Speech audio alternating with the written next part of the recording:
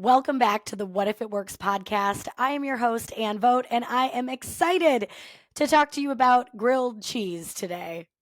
That's right, we are doing an entire leadership episode about Happy Grilled Cheese Day. Now, if you follow me on social media, you know that it was National Grilled Cheese Day last Friday, April 12th. And every year on Grilled Cheese Day, I get messages from former students and former coworkers letting me know that they want me to have a happy National Grilled Cheese Day. Why? Where is the story here? I'm going to share with you a story that has brought me and my coworkers and my students so much random joy. You would not believe it if you did not experience it. But also in today's episode, I really want to inspire you to find your tilt. Find a way to bring joy and fun and energy into the office that is not buying pizza for the whole break room or, anything that's going to break the bank or take way too much time to create and put out into the world. So there is a way that you can build energy and fun and momentum right into your workday just through your simple words. And that is what we are going to be talking about today. So jump on in. Here we go. Let's get started. I do want to start by saying that some of you might feel like this episode is a little fluffy.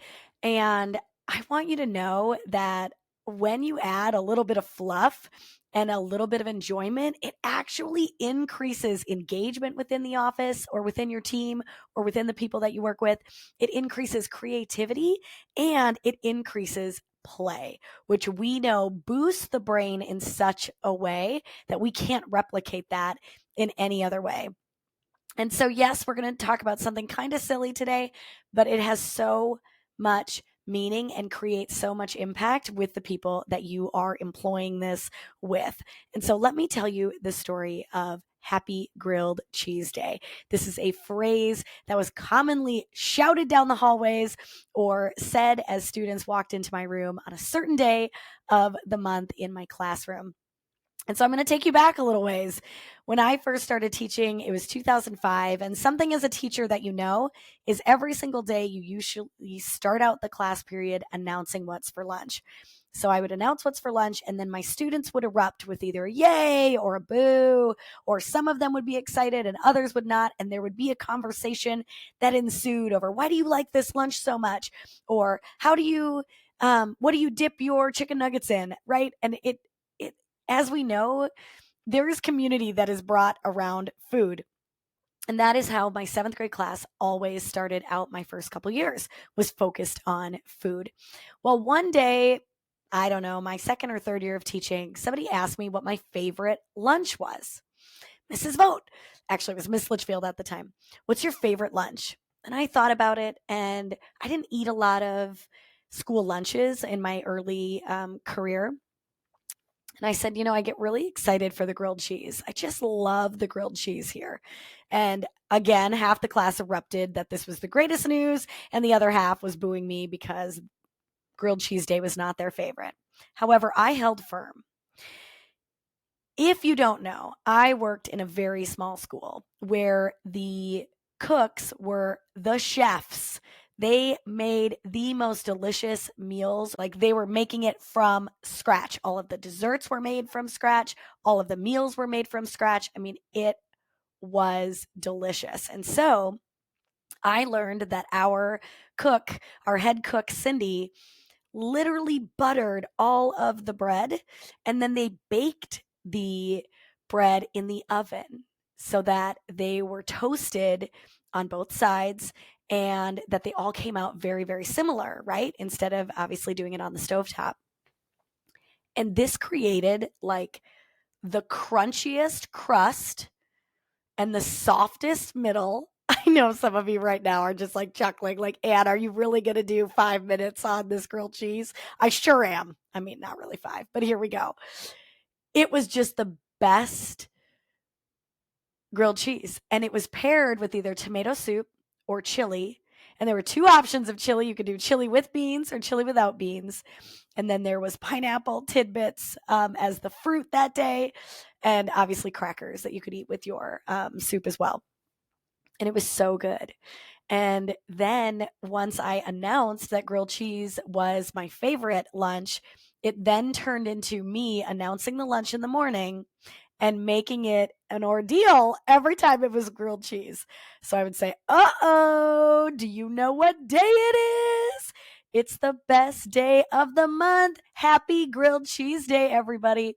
And then as students learned that this was my favorite lunch, they would start saying it in the hallways. They would say it at lunch while I was walking in to get grilled cheese.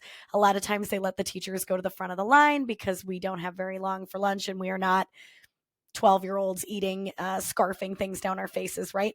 So as I would go to the front of the lunch line, my seventh graders would be like, "Oh, it's Miss Litchfield's favorite lunch." And, then it just became a thing.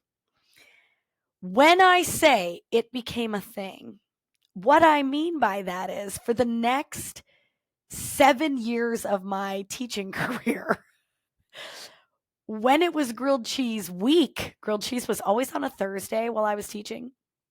On that Monday, kids would come around and be like, "Oh, do you know what week it is? Do you know what week it is?" And I'd be like, "I do. It's grilled cheese week." And they'd be like, "Yep, yep." And then on grilled cheese day, the secretary would greet me with Happy Grilled Cheese Day. I would greet every human in the hallway, paraprofessionals, teachers, our superintendent, my principal, all of my students with Happy Grilled Cheese Day, Happy Grilled Cheese Day as I walked through the hallways. Now, why is this an episode on my podcast about leadership and culture? It's because it became a day of celebration once a month for me and each other. People would say it to other people in the hallway. Happy Grilled Cheese Day. And it just became this joyous day. And even kids who didn't like grilled cheese on Grilled Cheese Day would say, "Happy Grilled Cheese Day." And I'd be like, "Thank you. Happy Grilled Cheese Day to you." And they'd be like, "It's not my favorite lunch." And I would be like, "Thank you for celebrating my favorite lunch." Then, as some of you know, I took a couple years off of teaching and I came back and grilled cheese was still a thing. Happy Grilled Cheese Day was still a phrase. I would get text messages and emails from former students and from my coworkers while I was out for my 2-year sabbatical telling me, "It's Grilled Cheese Day, thought of you. Happy Grilled Cheese Day. Come into school this Thursday, it's Grilled Cheese Day." I remember taking little Ella into school on a grilled cheese day when she was maybe 2 months old, so that I could get my grilled cheese fix and all of my students and my coworkers could meet my daughter for the first time. And it was just fun. But Happy Grilled Cheese Day was not Happy Grilled Cheese Day. This is why it is in this leadership podcast. Happy Grilled Cheese Day was a way that I and my students could connect on a fun level. It almost became a phrase of like, "I'm thinking of you," right? We all get busy and you're going through school. And as a teacher, you are so overwhelmed with each hour, every hour, move, move, move, move, go, go, go, grab those copies, make the printout, get the PowerPoint ready, right? That you don't have a lot of downtime, connection time, other than maybe during group projects or work time, right? And so every morning on Grilled Cheese Day, students would flood into my room to share Happy Grilled Cheese Day. Like I said, I would walk through the halls to go pick out those printouts, and I would make a point to say good morning to every single kid and obviously celebrate that it was Grilled Cheese Day. So this was now a way of connecting with my students on a different level. Some of them I learned that their favorite day was Pizza Day. And so then on Pizza Day, I would say Happy Pizza Day to so-and-so and so-and-so because I knew that that was their favorite. And I know this sounds silly, but I can tell you a couple of my former teachers who did something very similar. And I can tell you about a boss who did something very similar because it was a unique way of connecting with their people. My 7th grade science teacher, every year he would grow out his beard during hunting season. And then one day, magically, he would shave it all off. And he would come into school and he would say that he was his twin brother coming to sub because Mr. Meyer is out hunting. And we were like, Mr. Meyer, we know it's you. And he'd be like, yep, my name is Mr. Meyer, but I am, and then he would give himself a different first name, so-and-so Meyer. And every hour, he would go, what's your name? You back there. I need you to stop talking. I don't know your name because I'm a sub.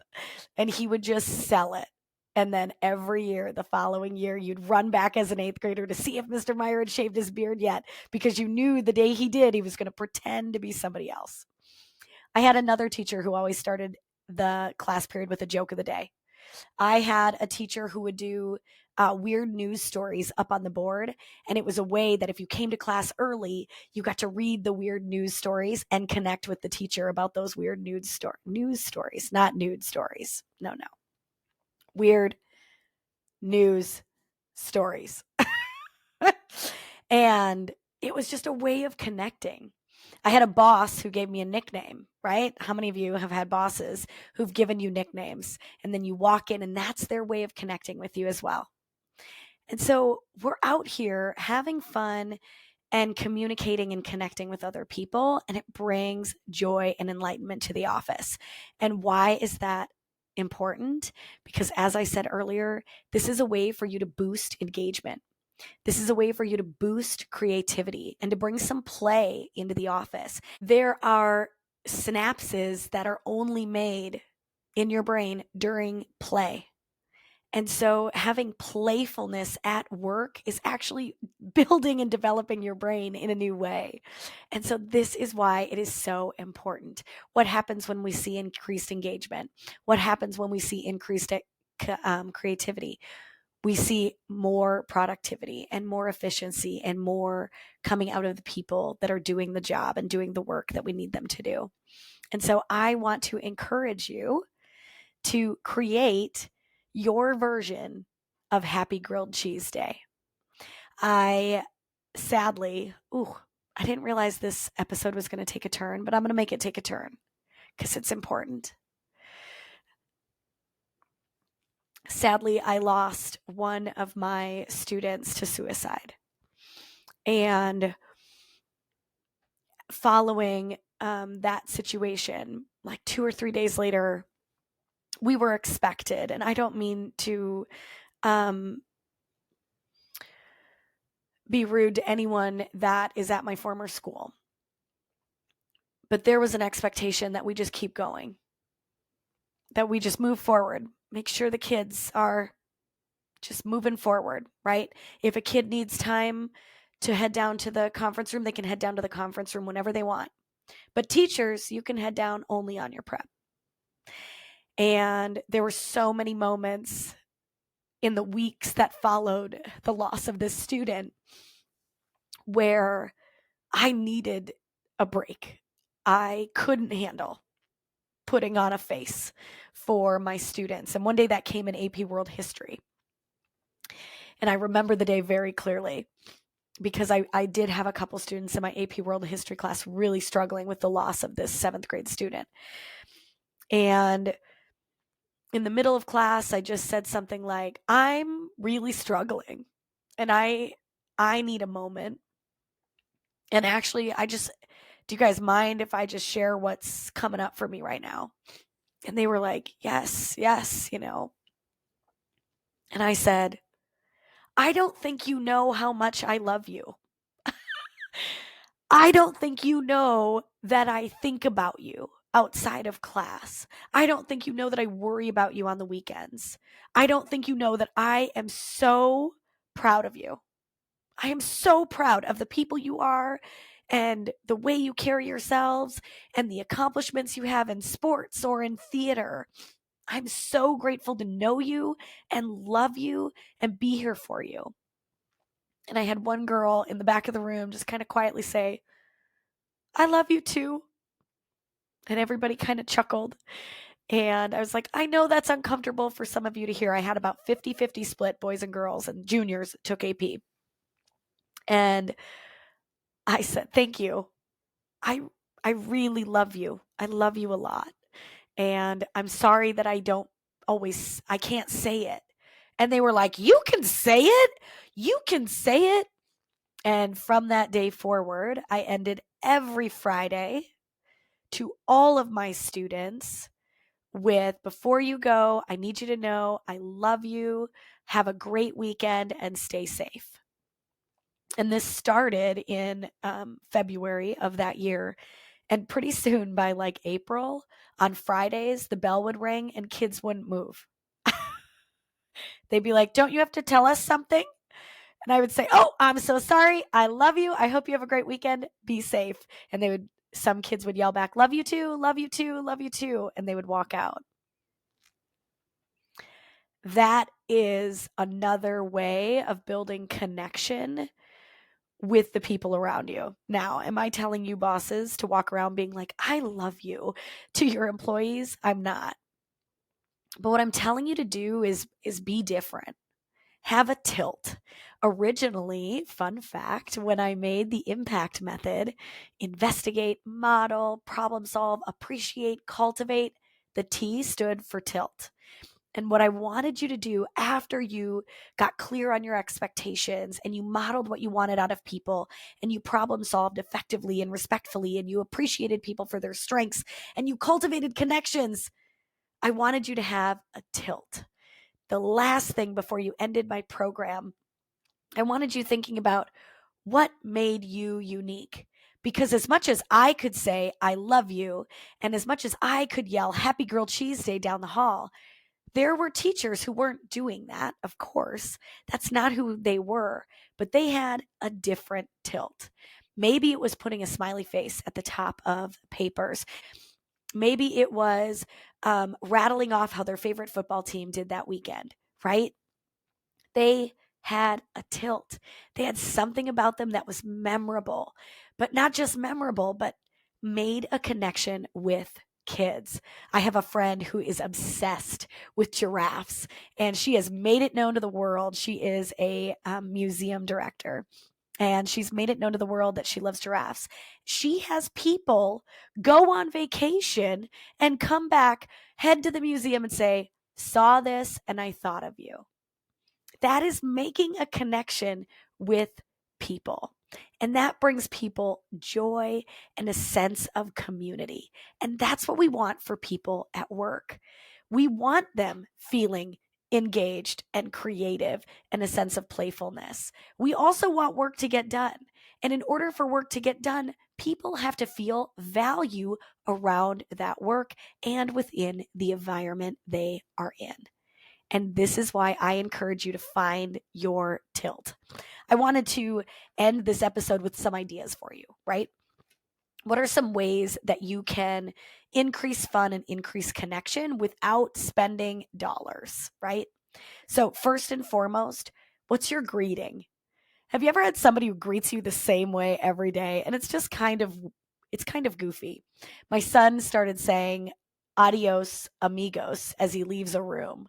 And now I respond with adios muchacho. And he thinks it's the funniest thing, right? So now it's our thing. And it's a way of connecting, but it's a simple phrase that we're just adding every time we leave a room and respond, call and response, right? Is it a way that you end a staff meeting? Is it a way that you start a staff meeting that truly builds connection with the people around you? Is it asking how people's weekends were or what they have planned for the weekend? And then taking a quick second to write down on a Post-it to ask about those things on the following Monday. I know that there are people in my life who just remember things really well. And they'll say, oh, hey, how was that gig up in the Twin Cities? Or, oh, hey, how was Wisconsin Dells this summer? Oh, hey, how was that book you just finished? And you're like, what? How do you have mental capacity to remember things like that? But they do. And it's their talent. And it instantly makes me feel connected to them. And it instantly makes me ask about them, right? And so how can we be building connections in that way? Another thing you could do is Feel Good Friday.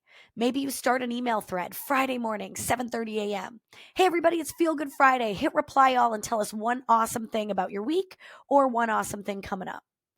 Again, you're not going around to every single person in the office, which you could do, by the way, but you are creating a sense of community and a sense of connection within the office.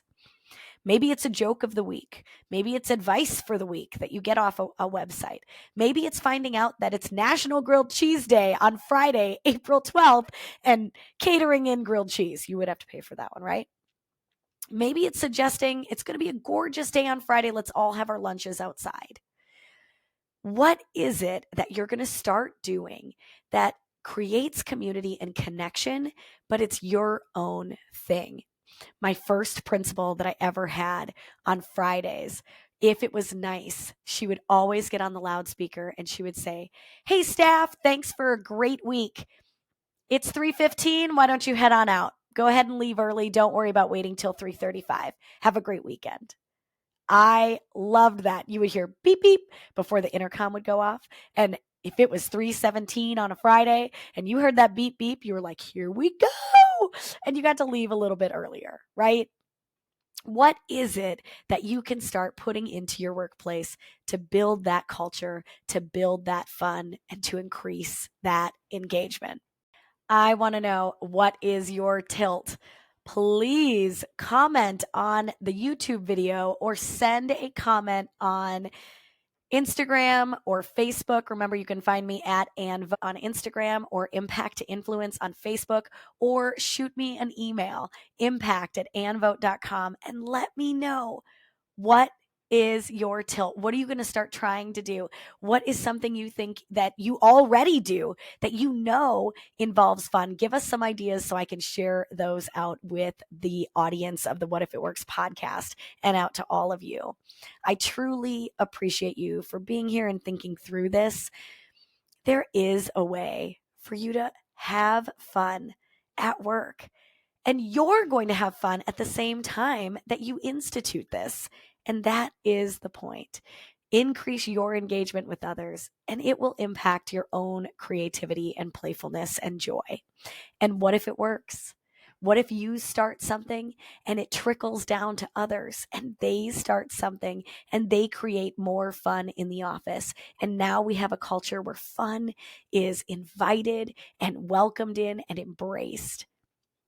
What if you see productivity go up, engagement go up, collaboration go up? That is what we are here to do, is support. As leaders, we are here. As leaders, we are here to support our employees and our teams to help them be the best versions of themselves. And it's really hard to be the best version of yourself without having a little fun. Thank you so much for being here. Thank you so much for going out into the world and creating change. I appreciate you. I love you. Thank you for listening, and be safe.